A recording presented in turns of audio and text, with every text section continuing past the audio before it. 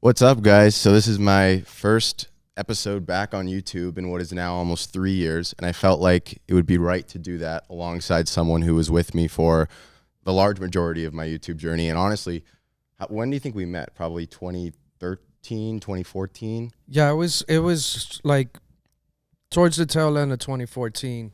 Um, I had opened up a shop in the Boulevard Mall, and I think you kind of like ventured off into sneakers for a little bit. And back then, we didn't have a website, but we would offer FaceTime appointments. And Blake would actually call in, set an appointment. We would show him pretty much, whatever size you asked for, what shoes we had, which weren't much back then. And your mom wouldn't let you come to Boulevard because it wasn't the, safest place in Vegas, but we would drive the shoes up and then you would take those shoes and resell them on other platforms. It's funny because, back then there was no GOAT, there was no StockX, it was eBay, and it was really just brick and mortar stores like that you guys and had. Craigslist and websites. Yeah. I mean, there was like Facebook yeah, groups. Facebook groups. So yeah, we were like, I don't want to say we were the first store that was consignment, but I think we were the first store that was consignment in Vegas that got it right. Definitely. So it's been wild to see like some of the things that we were able to try and got away with that like now would have kind of flopped. It's funny because I feel like a lot of people always saw us as very close on YouTube, and then when I moved to New York and you guys moved around the same time from the Boulevard to Fashion Show, we obviously had to stop making content together, and so a lot of people were like, "Oh, do they have beef? Do they have this?" And people never understood. I was like, we knew each other for years and years and years Right. before we ever did the YouTube thing. Right. And then life changed obviously now. So you guys haven't seen me in 3 years, so I have a little facial hair. Things have changed a little bit. I'm actually sitting here in the Enclave in Kiopsis, which is the influence in marketing and PR agency that I started back in 2018, which is pretty much the last time that I made a video.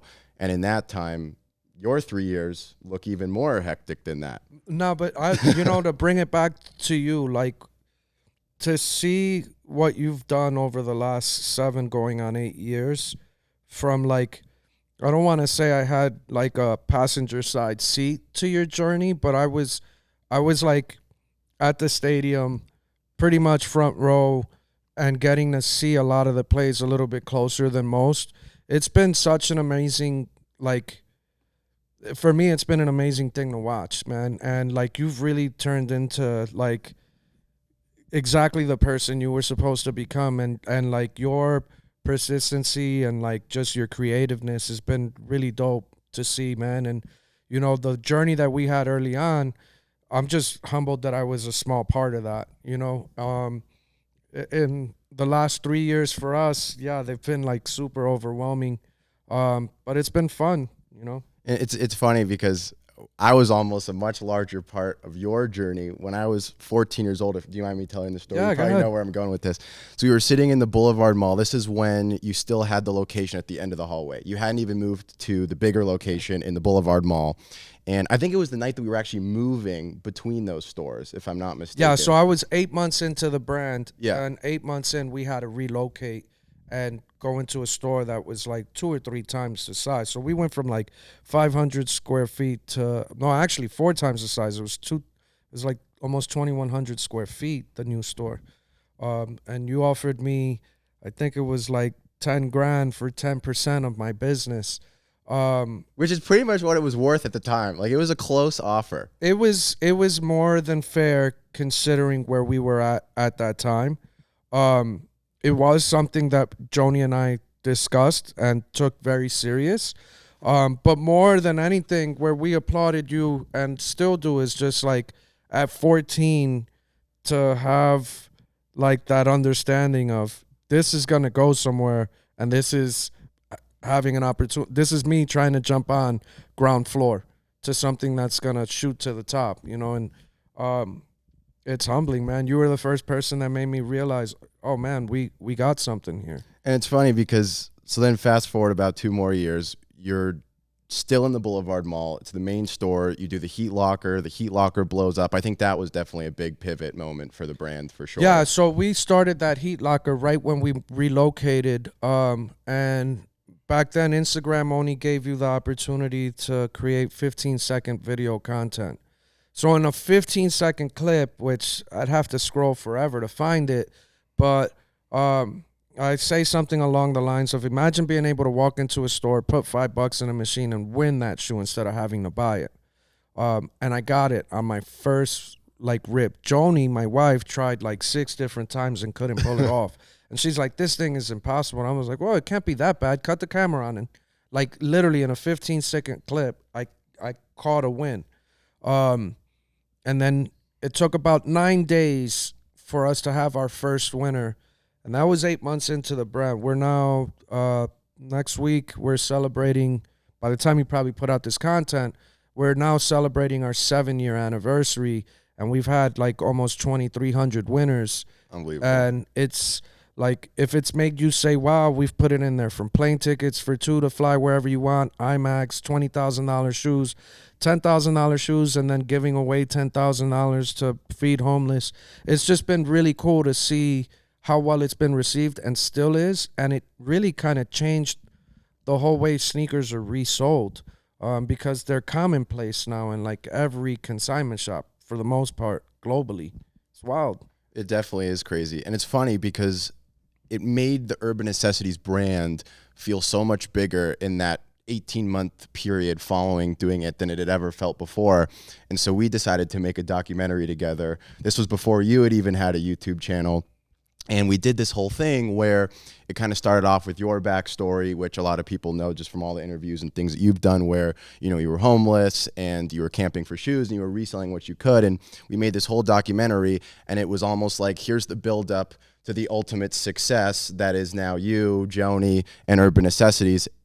And then since then, you moved to Fashion Show. You opened a store in prime Soho in New York City on Houston and Broadway, if I'm not mistaken. You then moved from Fashion Show, which was already better than any sneaker store I'd ever done. You moved to Forums. I think we need to redo that video. But separate from redoing that video, that's all happened in really what is, like I said, 3-4 years now. Yeah, because we were at Fashion Show for roughly 3 years. From the beginning, even when we started and had nothing and we're in that little corner store in the hallway that's now been gutted and turned into a hallway, I knew very early on, I knew 8 years ago, I knew 10 years ago that if I ever open a store, that it had to be in Caesar's Palace. Caesar's Palace is one of those few locations in the world where you get all walks of life that are in there spending. And it's definitely a marketing aspect that very few get the opportunity to really have. So a lot of lumps and bruises along the way, but it just like how that first store was life-changing and how traumatic the change was for the better with Fashion Show, it's that times 10 going into Caesars. And it's just really wild because you say that you want to redo the whole content and stuff, but a lot of people don't. I mean, some people do know, some don't. When I couldn't sneak into Bally's to shower, I would shower in the fountains in front of that place. And then a lot of my first jobs in Vegas were in that mall. In Caesars. In Caesars. I worked at Sony in there when Sony was there. That was one of my favorite stores ever. I worked at Virgin Records, on a day shift, and on a night shift, I worked at that Nike. I opened an Apple store in there. I was one of the original employees at that Apple store. And to have my store next to that, and then there's still employees at all of these places that are still standing there that worked with me when I worked at those respective stores. And that's wild. I was doing an interview a couple days ago for ESPN. It's actually some content that's going to air this weekend. On Undefeated. Yeah, on Undefeated. Yeah. And as I'm being interviewed, I'm talking to them, and an original employee from Apple is walking past that I knew I worked with, and he stops And they start interviewing him because I'm like, you should probably talk to that guy. And he's like, yo, 10 years ago, Jay was saying that this was going to be his store, pointing at this Gap store. So it's just kind of really wild to see, one, that it happened, and two, how many steps, energy, and effort had to be put in to get to that. And I'm just still, I feel like I'm getting started. So there's over 7 years now of all these fantastic stories. Is there a moment for you that stands out in your life of like, wow, I made it? Like, was there ever that one moment where it just kind of all hit you like, holy crap, every we did day, it? from, you know, early on, not having any money in the store's bank account, and being able to buy tickets to a Mayweather-Pacquiao fight to get a guy a heart transplant, you know, and we pretty much spent every dollar the store had at that time to get those tickets. From my mother telling me, hey, like, you know, the first day I opened, you should probably go get a job. And now it's a business that's turned over $100 million, and my mother resells. You know, there's things that I put on a list, like 5 things I wanted in 5 years, and I got most of them in 4.5. I did the same thing with Joni. Like, you're looked at different, but you don't feel like you're doing anything different. I count my blessings every day. Like, this is the happiest I've ever been, the most at peace I am with myself. But, you know, off camera, like, this is also the most freaked out I've ever been in my life. So it's just part of growing up and just acting like you've been there with a lot of it. But it's all of it is like, it's like Joni and myself are constantly pinching ourselves. Like, is this really life? You know? Well, it's interesting because there's so many people who are starting businesses, and they start them with their best friend, they start them with their brother, they start them with their significant other. I mean, even now, 7 years in, I would say that you probably consider Joni your business partner, who's also your wife, and like you said, your mom is involved and she's reselling. What is it like to manage that dynamic from your perspective? Because I think that's something that a lot of aspiring entrepreneurs, you know, run into conflict with. And there's all that, don't do business with your family and friends, but at the same time, they're the easiest people to trust in a lot of situations. Well, I mean, almost every mom and pop, every dream starts with support from family and friends, right? The downside to doing that is that at some point, the relationship of family or friend with friend and business owner kind of get like all messed up. And there's this, oh, he'll understand or she'll understand or be okay with this mess up because they're my friend or they're my family. Like, that part sucks because you wind up having to fire people that, like, they take it so personal, you lose those relationships, right? And you know, the reality of a business owner, when you're an entrepreneur, really the only thing that I think you really need to focus on, more so than even the business, is just how to learn how to talk to people and how to react to stuff without emotion, right? And that takes literally thousands and thousands of interactions and hours and effort to get to that point. Because a lot of times when you're the bearer of bad news, because you're gonna be, like, if you're delivering that message with emotion behind it, it could be detrimental to whatever you got going on, you know, energy-wise, relationship-wise. And so when Joni and I first started this, we used to, like, go at each other's throats all the time. I mean, you've seen it. Everybody's seen it. But now we still have those moments, but it's so few and far between, right? And we now know how to really, like, hey, you know, there's this about to happen, or we got to do this, and this is what I require, what I need, or what do you need? Like, those are the conversations that are happening before that stressful moment that may cause a blow up is in front of us. But that took, you know, really like 9, almost 10 years. And they still once in a while happen. So what would you say, with that in mind, what would you say is the hardest part about running Urban Necessities? Not being able to have enough time in the day. You know, the human in me wants to interact and take time with everyone and touch everything.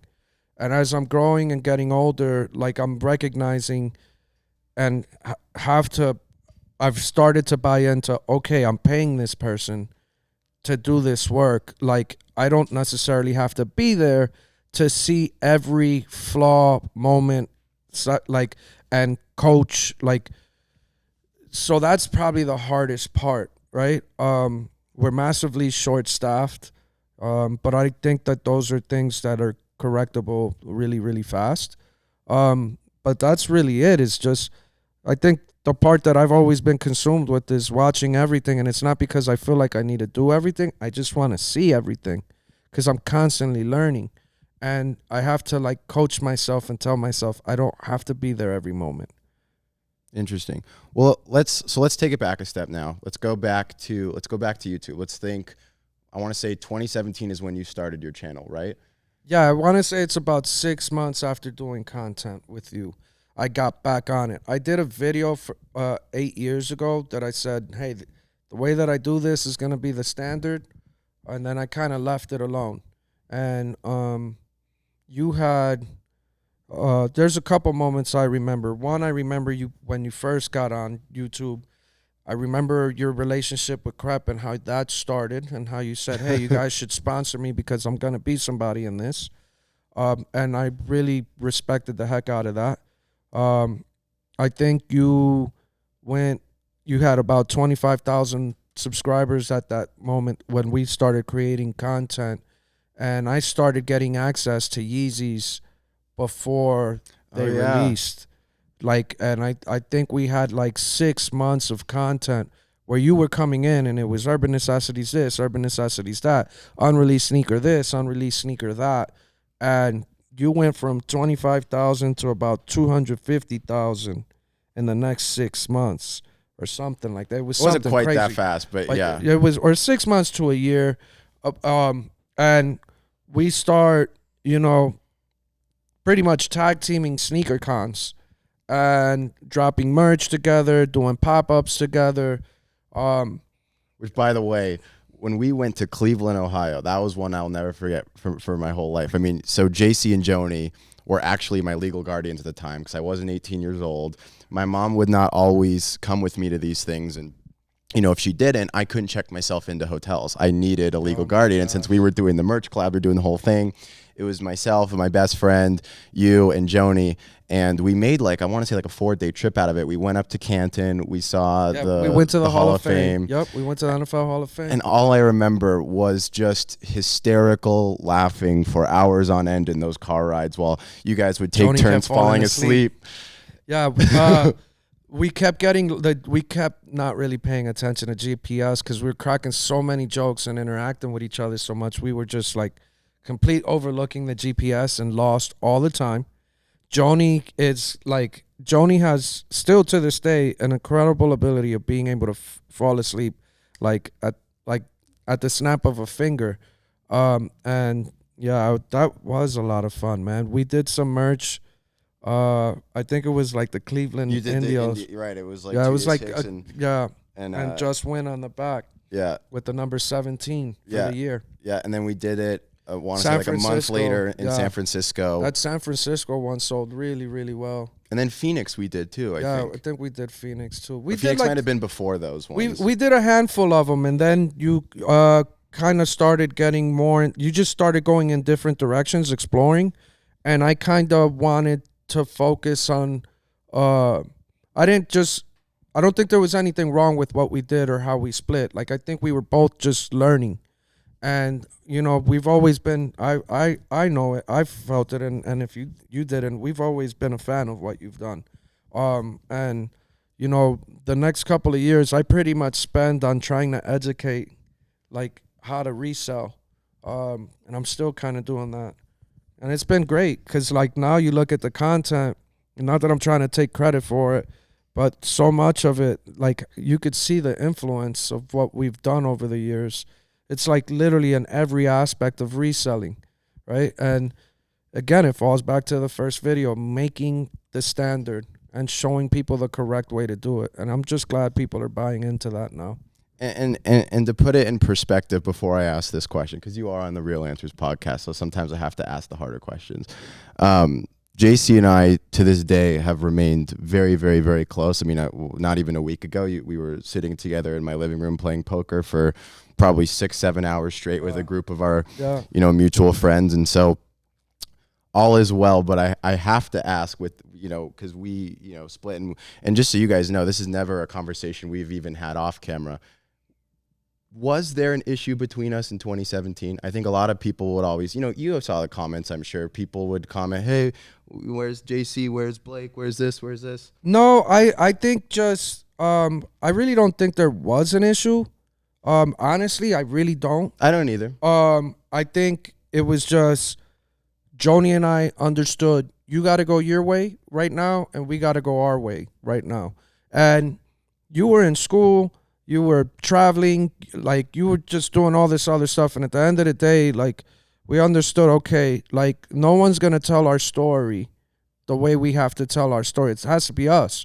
So I think that's why it went in that direction. And you really kind of stopped going to sneaker cons. So it's like, how can I interact with someone on social media, on YouTube content, if you're not at the places where I'm creating the content? It's kind of hard to do. And then you went like complete MIA on on YouTube for a while, and with the school today. Till today. and you're right, we have talked all throughout these years in passing. You've come check me out in New York, vice versa, and I can't tell you, man, like how proud I am. Like I feel like the father figure that's not the dad that's next to you, like watching everything. Like even me walking in here, even though I know that you're still somewhat new in this spot, like, dude, this is mind-blowing, bro. It really is. And it's like, I can't wait to go back and tell Joni and Alan from SneakerCon and all these guys, like, all the cool stuff you're working on. Well, I appreciate it. And also, by the way, I was hoping that would be the answer. Otherwise, you would have caught me a little off guard here. But the reason I ask it is because I do think, though, I think that there's so much that we've done. And I think the one thing, looking back on it, that had we been able to do it differently, I wish there would have been an ability for us to tell our audiences what we had up our sleeves. And I think that was where both of us fell short, because we were so caught up in the moment of you're caught up in UN, I'm caught up in Just Win. And I looked at it, just to be, honest, looking back on it 3 years, later, I looked at it like, if I can't think of what sneaker YouTube needs next, right? Like it went from Nice Kicks doing the celebrity collections to everything that Complex does, to Kais kind of introducing vlogging, and I kind of fit into that, niche with Blake Linder and Giancarlo. I was like, if I can't figure out what's next, I'd rather leave and quit while I'm ahead. And the reason I thought that is, honestly, I came to your store and I filmed a video with a buddy of mine, real young kid at the time. His name's Jocko Veronis. Yeah. I filmed that video, and it became my most viewed video ever on YouTube. And as soon as that happened, and I noticed that happening, I was like, man, this needs to be the last YouTube video I do, because then I can really successfully parlay my YouTube into what I want my career to be following that. And I honestly never even told that to my audience until right now, because you don't know how to explain that in the moment. I have even to this day, I have such a love and appreciation for everyone that watched. So it's hard to say goodbye. And not to cut you off there, but like the guys that have come before us or around the same time that have tried that are like, hey, I'm disconnecting, I'm gonna go in this direction. Like it just goes like this. That's true. Right? That's true. You mentioned some people and that content creation. I think the consumer now more than ever is so educated, and it's been like they've been thrown literally everything, right? That now it's like if it feels like it's try hard or not authentic, it just isn't going. And back then you could get away with creating some kitschy content that was somewhat relevant at that time, and it would blow up. And, the algorithms changed, which, sure, unmotivated people to create content. And it was always and just the energy for some people wasn't right. You caught all of that at the right time, and that's part of growing up, admitting that and being able to look back and reflect and be like, this is where, I just wish I would have taken content more serious in hindsight. When I first got on YouTube, like, it was a lot of roasting and interacting and cracking jokes. I was always just a class clown. I've always been that guy. And what made me kind of change my direction and say, hey, I got to take this more serious were the comments. I still, to this day, I read every comment, right? And I was just like, man, I can't believe people really feel that way about a joke. I need to stop, at least on camera, right? And I think that's what's kind of helped me grow and stay relevant, and where people are talking about my brand and myself in a positive light, because there's never no negative. I just don't have time for negative energy, man. No, definitely. And I think, I think people don't realize the degree in which you get caught up in your own hype, especially when you've never experienced it before. Like, just speaking for myself here, like, I went to the same school pre-K through 12 with the same 55 kids. So until 2016, when I started YouTube and 45 days later had 10,000 subscribers, I knew 55 people pretty much, besides maybe my family. I really, and you, like, I really knew so few people. I ran my whole business through eBay, so I was behind a screen pretending to be, a 48-year-old woman in Las Vegas as opposed to a 15-year-old kid, because I was using my mom's eBay account. And so you don't necessarily, as easy it is to say looking at it, like, hey, I'm always going to be transparent. I'm always going to tell them exactly what it is and all that stuff. It's not like you get to a point where you're like, all right, I'm no longer going to be transparent. You, at least for me, and also too, I was, 16, 17 years old at this time. You lose sight of almost how to properly manage it. Like, I'll give you a perfect example. Like, when we were going to go on tour together before, I think you had planned to move to fashion show, before I had planned to go to Fordham, we were going to do that tour together. And we made a video like, hey, everyone, we were originally going to have everyone comment what cities they want us to come to. And then we thought, you know what? Instead of having them comment, let's have them mail in letters, because anyone who mails in a letter will likely actually show up at this event as opposed to just dropping a comment. So in the next 3 weeks after that video, I received essentially a 4-inch binder. I have every note to this day. I have a 4-inch binder full of these notes. Dear Blake and Jaysse, please come to Philadelphia. Please come New Jersey. Please come here. Please come here. And then we never ended up doing it. And then, in my opinion, what I think we messed up on is we never even went out and said, hey, Blake's going to go on tour. Jaysse's going to do a SneakerCon tour and go to a bunch of cities through the lens of SneakerCon. Honestly, I wanted to do it without SneakerCon. Dude, I totally forgot about it. Yeah, we did this kind of stuff? Yeah, no, because we talked to Crep about doing that, and then they said, all right, well, give us a budget. And I'm like, well, I don't even know what we need. Right. I remember that conversation. Damn, dude, I totally forgot about that. That's crazy. Yeah. I went back and looked at my YouTube to see kind of what had happened in 2017 to refresh myself before you came. But, it's interesting because there were so many things that we would do. And then there was Wynn Goes Urban, where I would pretend to work at Urban Necessities. Not even really pretend. Like, when I was filming it, I was willing to do whatever it was. I wasn't a W-2 employee. People would ask me, like, where's Blake today? And I'm like, I don't know. He's just stopped showing up. No, I think you worked like 3 days. I think you worked 3 days. Yeah, I'll get DMs like, did Jaysse fire you? And I was like, no. But like, to the point of being transparent, it's like, I didn't even know what to say, because I'm like, well, this was, it was more so meant to be a show and not a gimmick, but it was meant to be a fun way for people to see what working at a sneaker store would be like. Not literally, I was being employed by Urban Necessities. And so, looking back on it, do I think that we could have done it better?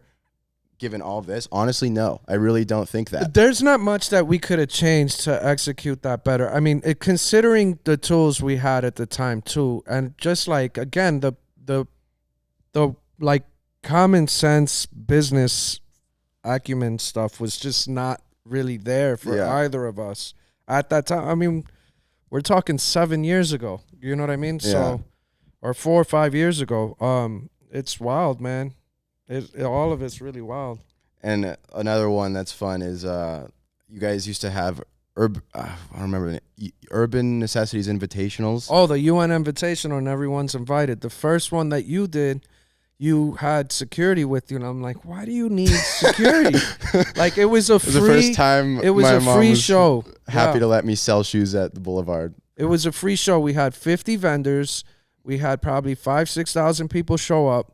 It was free to get in, and the whole slogan was the UN Invitational, and everyone's invited. And Blake shows up. He's got like 30 or 40 pairs of shoes to sell, and he's got this guy that looks like Jean-Claude Van Damme's stunt double, trying to, like, he's like, yeah, he's security. And he's like, I'm like, why do you need security? And he's like, well, this is what I need to have to be here.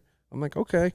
You know what's so funny? So at the time that guy was like, his name is Chris Spang, and he was like, yeah, he's like, you know, I don't even know how I found him originally. I think I found him. I think I posted on Instagram that I needed, you know, someone to accompany me to this event. Long story short, he no longer does private security. He's like verified on Instagram. He's got 100,000 followers. He became the MMA champion of like Europe or something. Like he actually became like a fighting champion, is now like a celebrity. Oh, that's amazing. Going around and fighting and doing all of this stuff. That's amazing. The reason that I had to have him for all of those watching is because I came to that event hoping to buy a lot of shoes. There was a store that used to exist in Las Vegas that no longer exists that was more than happy to sell me pairs. I remember that too. Should I choose to buy them? We'll keep them. We'll keep them nameless. Quiet. Yeah. But the only reason I even bring that part of it, I stood in plenty of line in front of the store that he mentions.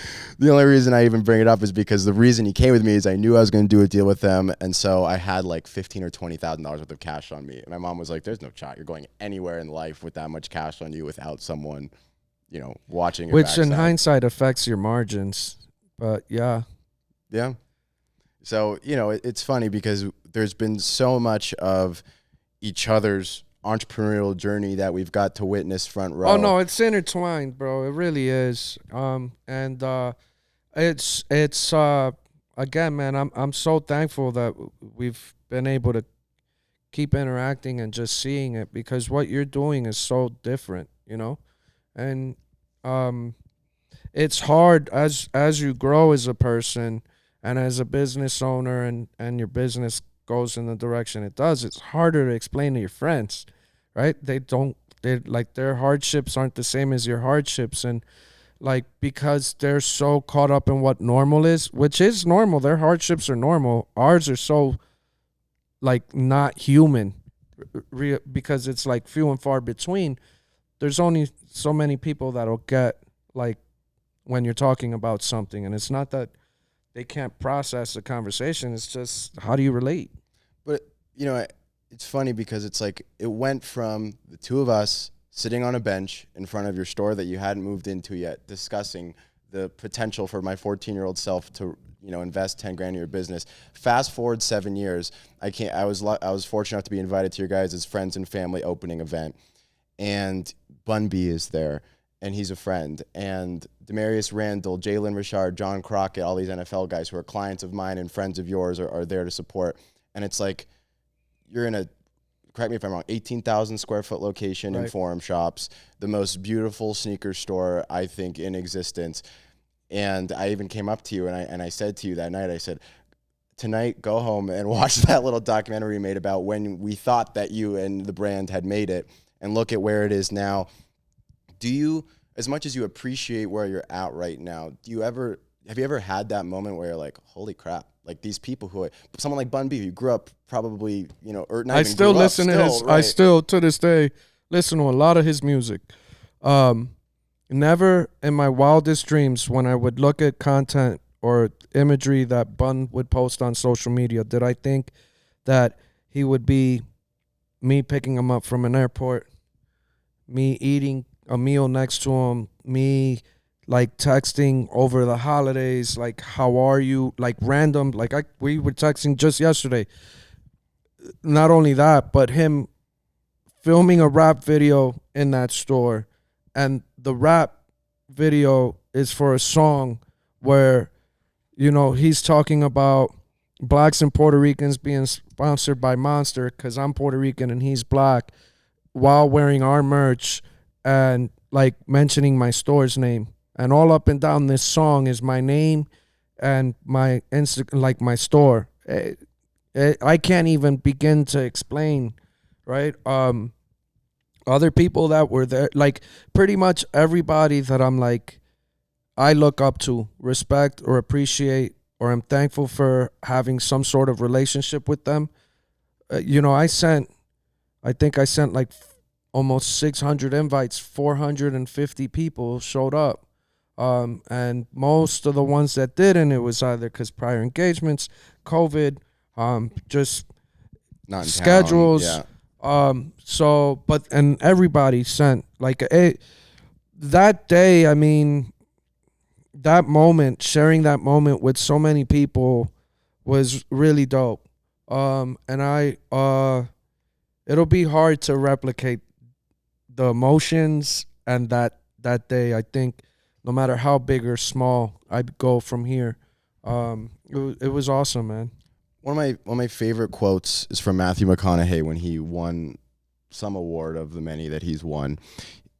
He says, you know, people all the time ask me who my hero is, and I always tell them that it's me 10 years from today, because in so many ways there's no one who you're trying to be like. You're trying to create your own path, but you're doing the things that were at one point in time unthinkable in your own mind. When you think about where you were 10 years ago, which to you were pretty much, was that when you were homeless, or was that when you were at AT&T?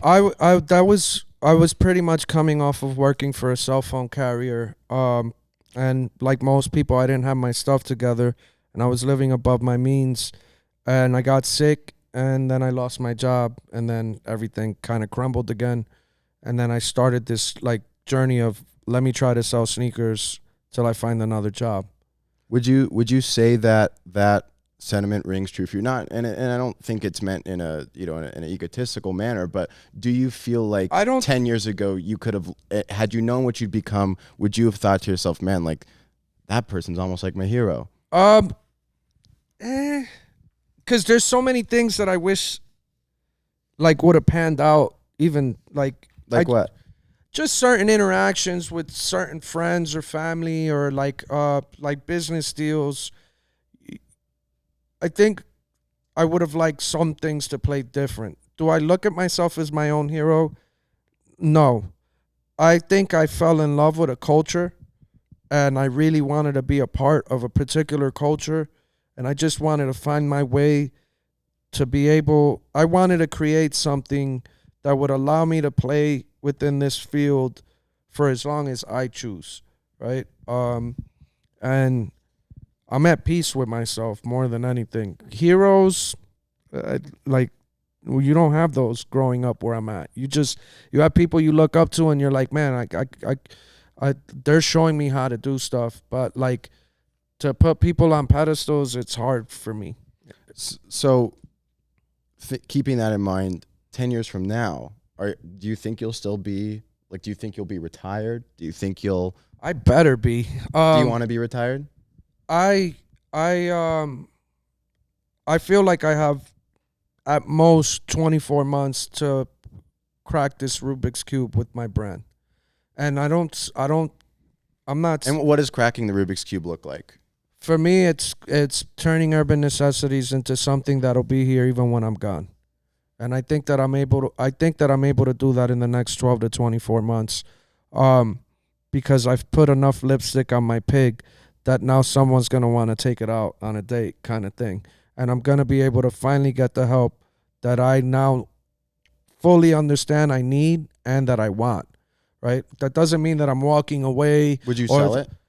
I think I would give up what I need to give up to make this generational.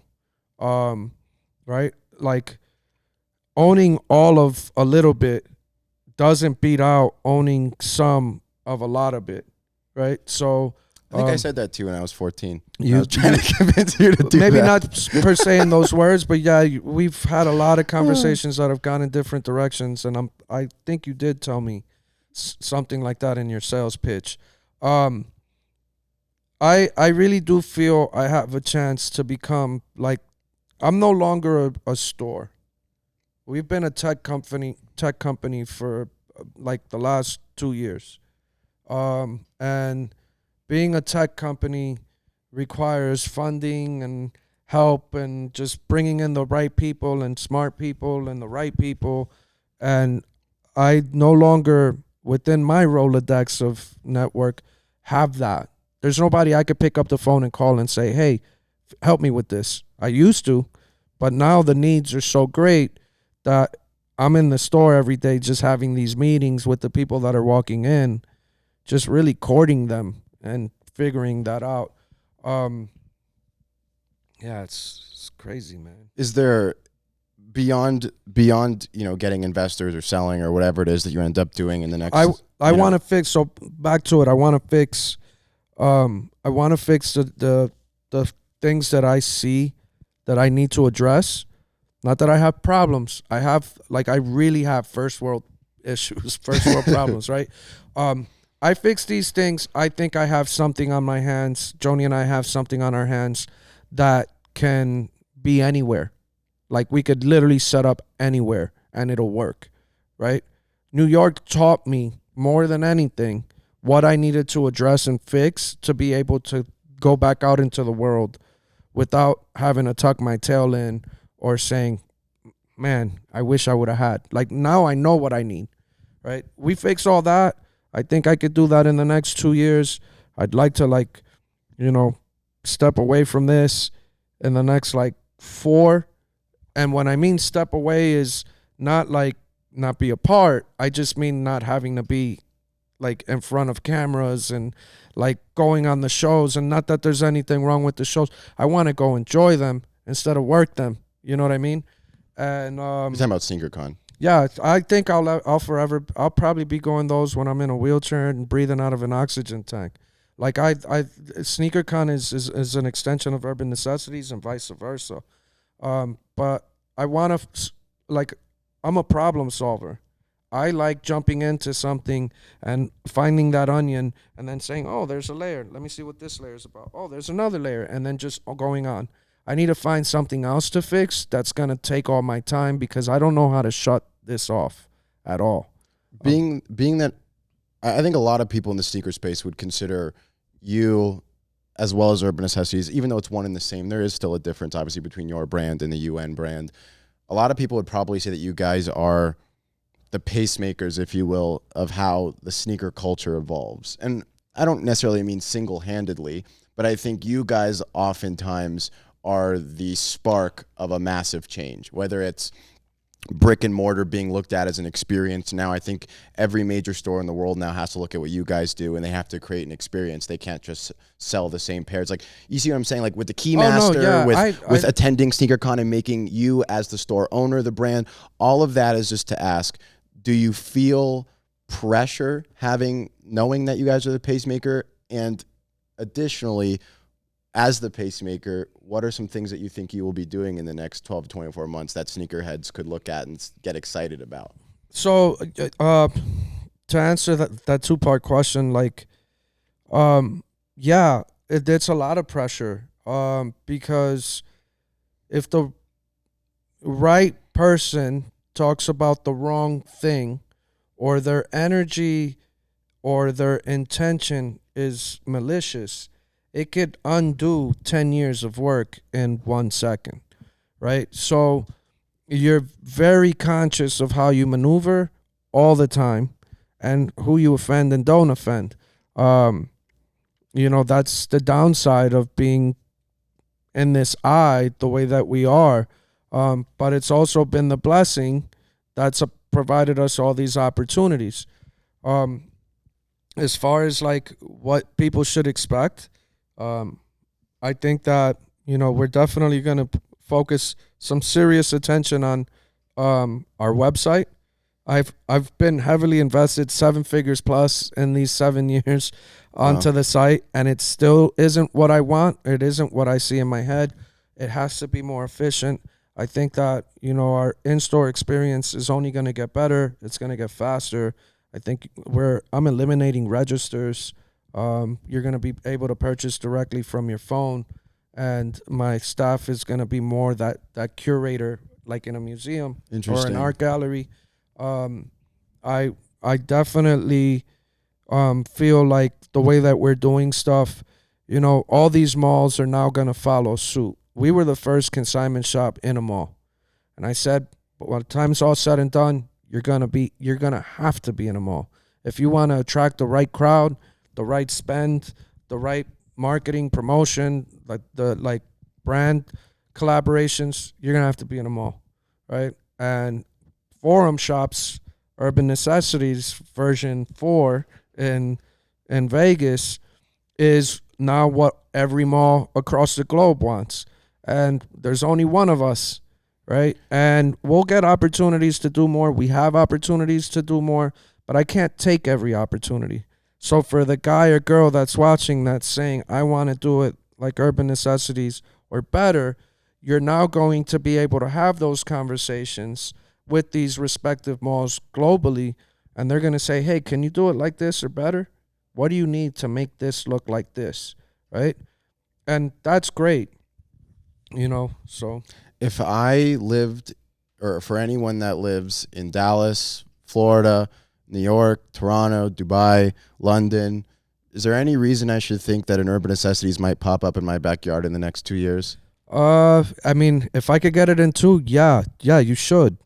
I would love to essentially create my own Amazon and have 3 to 5 touch points as far as retail experience, but like have my own drop-off locations and authentication centers globally to be able to cut down turnaround times. That's what I'm working on. Like, that's what the goal's been from day one. It's just, there's so many layers and there's only so many hours in a day, and I only have so many employees. And although everybody thinks I have all the money in the world, because some of the things that we've been able to like achieve for ourselves, like I still don't got it like that. Is there any opportunities that haven't come up for you or for UN that you feel like either should or you just really hope they do? Whether it maybe collaborate on Jordan, everything I want, like everything like, obviously the things that are on that board that you want to still achieve for Joni, myself, the brand, all of them are going to happen when the time and the body of work can justify them happening. Like I quit with the why am I not getting this opportunity? I used to focus my energy a lot on that. Like I'm doing just as much, if not more. But the reality of it is I'm trying to cheat steps, and those steps can't be cheated. You just have to put the time, energy, and effort and be patient. Look, we're both into sports. Look at some of the guys that you got behind you. Some of them are for sure Hall of Famers. There's a running back there, Adrian Peterson. That dude played, 13 years in the league? Still playing. So he's 13, 14. How many years has Adrian Peterson been in the league? This is his 14th season. 14 seasons. Then he's got 4 years in college. He's got 4 years in high school. Then all the setbacks, right? All the injuries. And he still comes back. And then he comes back and it's like nothing is wrong, right? Should he have been thrown in the Hall of Fame even before his career's done? Yeah. But that's not how it works, right? Like he'll get there when he's supposed to be there.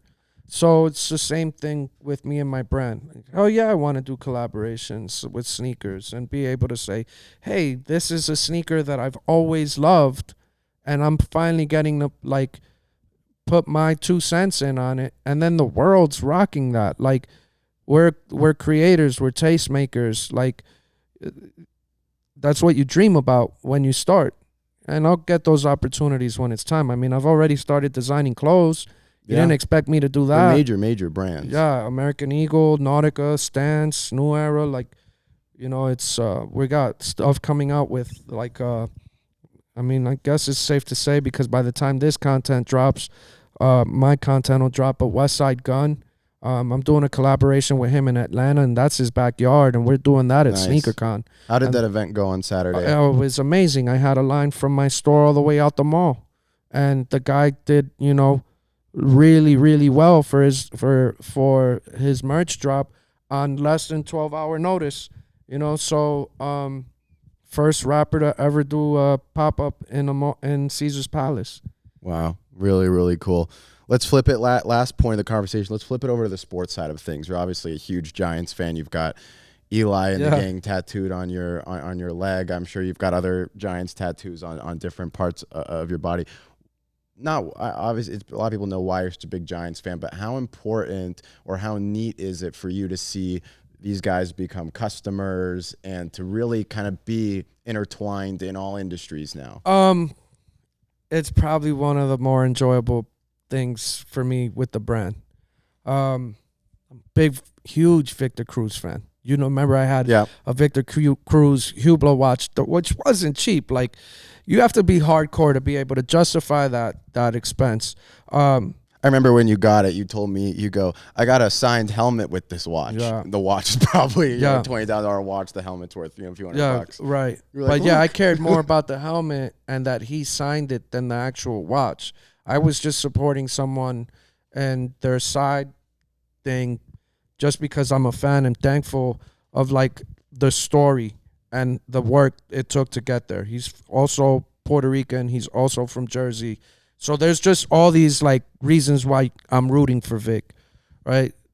To get him in my store in New York and him to say, man, I've never even seen these before. Now, granted, they're athletes. Athletes aren't that hardcore in the sneakers, but they're in a fashion. But still, that was like a real cool moment. Austin Johnson, the day that I opened my store to the public, he's getting tattooed in the store, and I don't even recognize it till a couple hours later. Dexter Lawrence getting a haircut in my shop.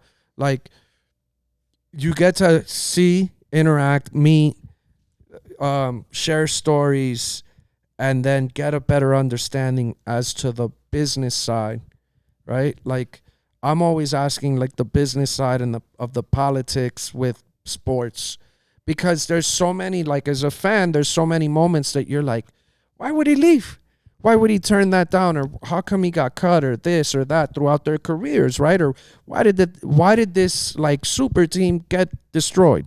And I'm not saying the Giants because we've kind of sucked for a really long time, but just in general with sports, that's what you ask or say when you're watching these like news unfold. And to have so many athletes from so many different sports come in and be able to ask them the questions and get an understanding, like I have such a different appreciation for athletes, and the stuff they have to put up with is wild. And the ones that are good at it, like, are able to create all these other careers because they got hip early on or had the right people next to them. It's dope. It's so neat for me to see how players look at you. You know, like when I was living in New York all the time, I would have I would have these Giants guys be like, you brought Wayne Gallman to the store. Can you take me to the UN? Can you take me to UN? And, you know, even now, I was just in New York this past December, and I was having lunch with David Tyree with a couple members of the team, and I was like, do you know Jaysse? And he's like, Jaysse. And I'm like, he's like, sounds familiar, blah, blah, blah. I like show him your Instagram and show him like, I've seen this guy with this tattoo. Yeah. You know, and it's, I have David Tyree's helmet catch on the back of my leg. Yeah. And that's why I showed him. And it's, you know, it's so interesting to see how excited these people who you look at as idols get about talking about you from, you know. Well, I mean, it's just such a cool no, scenario. it is. It's very surreal, right? Like, and that those moments, like that what you're talking about, like that acknowledgement is so like mind blowing, right? Dude, I had Penny Hardaway in my store.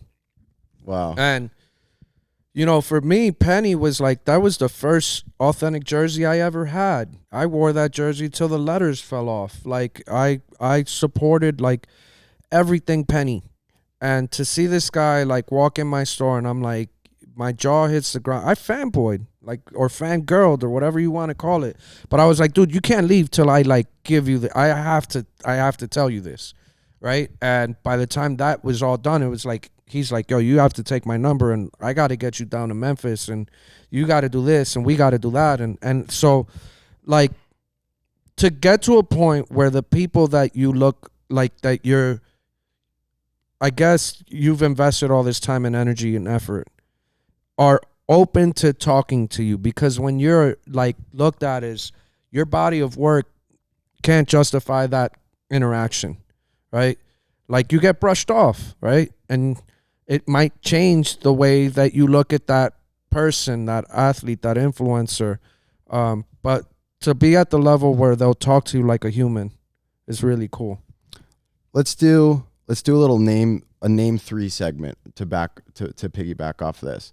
I'm going to give you a few different categories. I want you to name the 3 things that you would like to see happen. So, like, for example, who are the 3 names that have never come in your store that, man, if they came in your store, you would just want 5 minutes to just have their ear with?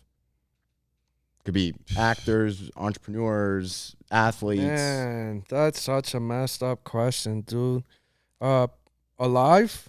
Yeah, well, alive. Probably. Yeah. It'll make it hard for them to come if not. Yeah, no, that's for sure not coming if they're dead. I wouldn't mind talking to LeBron. Okay. I know. Has Bronny ever come in your store? No, but we have a lot of mutual friends. They're very close with the Schottenstein family, which is American Eagle. And I've sourced some things that he couldn't get through Nike for him and his family. And it's not even so much to talk sports. It's just to get an understanding of how he did everything business. Right. Right. LeBron is definitely one. Were you going to say Kobe? Is that why you asked about the... No, I was going to bring up a baseball player that passed away. But you know, I try to stay away from politics. So you can't really mix politics and business. You want Trump in your store or what? Nah, not, yes. Come on, no. Real Answers podcast. Let's hear it. Nah.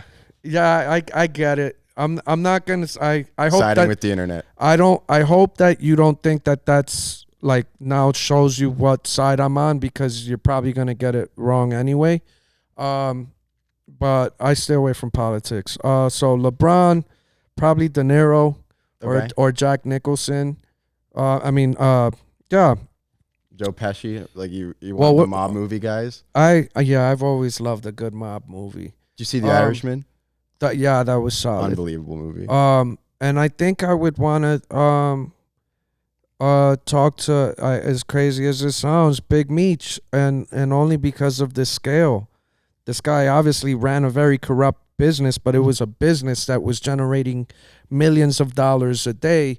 And just to, I'm so caught up in scale and figuring out how to make it more efficient. I'm sorry, the mob movie in me wants to talk to hood stars and legends. I love it. What are 3 sneakers that if you're a reseller, you ought to be buying and holding? Or is your view that you should never buy and hold? You should just buy and flip? Well, it depends on where you're at with sneakers. And like what you're capable of doing in your day 1 to month 6, and then year 1 to year 5 are vastly different. Right? So if you're in that first category of it, you need to flip as much as possible from the very beginning, and don't worry about margins. Focus on volume, right? So a good shoe to do that with is probably the Mocha Jordan 1. Okay. If you're in a position where you could spend a little bit more money, I think that whole Off-White 50 is going to be really solid. I'm in the middle of trying to acquire all 50 for myself. Not because I want to wear them all. I think that having an entire set, 10 years from now, and saying this whole set is DS, it might be, of interest to Sotheby's or an auction house. Like they just did that thing with Dre where they auctioned off the Space Jam. I think it went for like $175,000. Yeah. Granted, that is a piece of history. That's particular shoe. I have video with him. I think, that's a lot of money. Clearly way more money than he paid for it. But I was filming content for a potential TV show that didn't pan out. And he was trying to, I don't know if he said it for camera purposes or that's where he really thought it was going to go, but he wanted 7 figures for that at one point. Really? Yeah. But, I mean, do you think, or a better way of asking, what do you think is the single most valuable sneaker on this planet? Not as a shoe like, Air Mag or, this, but like a single sneaker. The one that gets you motivated to invest all this time, energy, and effort, that one. Because I think there's no statistical way to prove that. So if you're going off emotion, then it has to be the one that motivated you to pay attention to everything. Interesting. Another name 3. What are... If you were given a lump sum of money and told you can only have this should you open up 3 more stores, what 3 cities would you pick for 3 more stores? What a fucked up question, dude. Because now when I answer this, they're going to be like, Jay said he's going to open stores over here. I would love something back east again. New York left me... I feel like I let New York down. Why? Because I just wasn't able to give it the energy that it deserved. That is where it all started for me, for sneakers, for everything, culture started there. So if it's the Mecca, at some point you have to have something in the Mecca. I would love to have some sort of Asian presence on that side of the world. I think I would love Any it. particular cities? I mean, China would be great. Japan is amazing. You know, even something in the Philippines. Like, I would love to have Like Manila? yeah. You know, and the UK and South America. Like, I really would love to hit all over the world. I love traveling, and you know, these guys and girls in these cities that I mentioned have to work twice as hard for these items. One, because there's so many people. Two, these brands that are making it cost them so much more to get product into those brands, and they haven't invested in having the right influencers or store allocations. So they're working twice as hard. And I know that if my brand was set up shop in these cities or countries, the support, like the floodgates would open as far as product. And at some point, you know, if I get to, if the resources are what they need to be and where I think they'll be, it'll happen at some point. What are the 3 cities where, and you can even say when it was if you're good with dates and stuff like that. What are the 3 sneaker cons that have blown you away the most? I mean, you've been to probably 150 sneaker cons at this point in time. Last week was the first one I missed in 6 years. Right. Okay. So there you go. How many you've been to? What are 3 sneaker cons you'll never forget? Like, they were just the amount of support, the excitement in the room, the attendance. I mean, whatever it is that you know stuck with you. First one would probably be Fort Lauderdale, and there was 2 different moments with Fort Lauderdale. The first one was when I bought the parlay for the Oceans. I remember that. I spent $35,000 at SneakerCon, and that was the first time Crep Protect was like, come hang out with us, right? And it wasn't because they were like, come hang out with us. It was just SneakerCon, its consumer, its followers had never seen anyone so gracefully walk through and just kill it, right? Everybody was very discreet, talked, and that just changed everything. The second time, so that's a 2-part for one place. I remember the $100,000 in Ziploc bags in your blue Louis Vuitton backpack. Yeah, I created content. That was one of my more watched videos. It was January 2019. Yep. And I just was like a madman. I had $500,000 in a book bag, and I was like, I have to spend all of this today. And that was to fill product for New York. So there's that. New York SneakerCon. 2017 was the last one. No, right? yeah, no, I want to say 2015 or 2016. I think I spent, maybe like 20 grand. I snuck in because at that point I didn't really have a relationship with them. I was still a nobody, or looked at as a nobody. By 12 o'clock, I had spent my money. And by 12 o'clock, my anxiety, by 12:30, my anxiety was so bad that I had to leave. I do remember this. I was so freaked out. I drove an SUV onto the side, into the street, from the street onto the sidewalk, right to the front door of Jacob Javits. I drove a SUV, Suburban XL, into the front of Jacob Javits, took all my shoes, and floored it out of there. I haven't had, that was one of the more, really bad anxiety attacks I've ever had. And that was, the first time that I was, being stopped for pictures and stuff like that. It scared the hell out of me. What, if you don't mind me asking, if it's too personal, seriously, feel free not to answer. What about that situation and other situations similar make you feel that way? Because I think no one obviously intends on making you feel that way. Everyone loves you. What is it is it the pressure of knowing that makes you feel that sometimes? It's just overwhelming. And, I hadn't had enough human interaction with support to understand that when someone comes and is screaming, yelling, eyes open, arms flailing, hugging you, grabbing you, pulling you this way, it's not because they're treating you like that, llama at the zoo. that they're throwing peanuts at.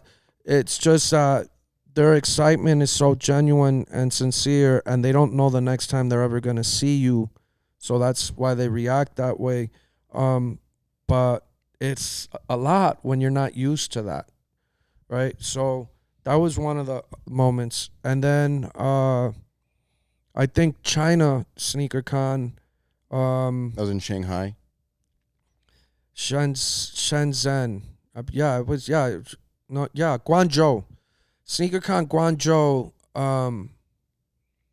Bro, it looked like I felt like I was Travis Scott, and I know you're gonna take it out of context, but there was literally, this was a almost 300,000 square foot like venue, and for as far as I could see, people were looking towards the stage because there were speakers all over, and it's me, a bunch of influencers, like me being asked questions, it getting translated, people then like going nuts.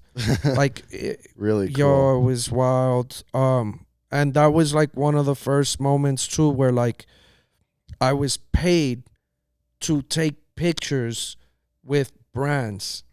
Like, hey, stand here. I got X amount of dollars for you to stand right here. Like I like on the spot they were giving you endorsement opportunities, right. Basically. Like, I just need you to give me 10 minutes right here. Are you open? Are you okay? This is their story, da da da. And like, I've never had that either, right? I have no manager. I don't have any, like, I'm not an athlete. I'm not a rapper. I'm not an actor. I'm a guy that sells shoes, right? The money that I made in one day taking 5 pictures, like, was, you know, what's the average salary in a year for America? I think it's like 29 or 39,000. It's one of those two. Imagine being able to make that in a few hours off a few pictures. Yeah. Especially when you can think in your own recent memory of when making that was not even remotely feasible. Right. It's an unbelievable story, and I'm really, really happy that this got to be the first podcast I do, because it's also the first. Well, it's not the first one I'm recording, but it's the first one I'm going to post, and the biggest reason why is I felt like this would be a cool episode to bring back my YouTube channel since you were such a part of it. I think, like, it was interesting. It's like, as we're having this conversation in some ways, obviously on a much, much, much smaller scale, it almost feels like, I don't know if you watched on HBO Max, but like the Friends reunion. It's like, these people haven't had a conversation in years, but every day for years prior, they were, you know, we were in 100,000 people minimum's homes every night, giving them 8 to 17 minutes of, you know, entertainment through, you know, the lens of a G7X. And so, you know, it's fun to be able to do this with you, and I really appreciate you. I'm really humbled, man, and just keep at it, bro. Everything you touch turns to gold. So I'm excited to see who you get on here and where you go with this, man. And many blessings to you and your family, bro. Yeah, likewise. Well, appreciate you having everyone. Make sure you guys follow Jaysse on social media if you don't already, at TwoJsKicks on pretty much everything. Make sure if you come to Las Vegas, you check out his store. It's an unbelievable store. I mean, I seriously, like, when I came to the Friends and Family event, I brought a lot of the members of our team, and even, you know, the girls who knew nothing about shoes, or even, you know, some of the guys that we have that know nothing about shoes. They were blown away by the store and had an unbelievable experience. And I trust that most of you guys who visit Las Vegas would feel the same. So make sure you stop by in the Forum shops. It's on the way to Nike Town, right next to Apple, so you guys can't miss it. It's a massive, massive store. Say hi to Jaysse if he's in there, because sounds like you only got another 24 months to make that happen. Get that photo with him. But in all seriousness, once again, thanks for coming on. Make sure you guys subscribe, like, for last time, the little stay winning and make it happen. Peace.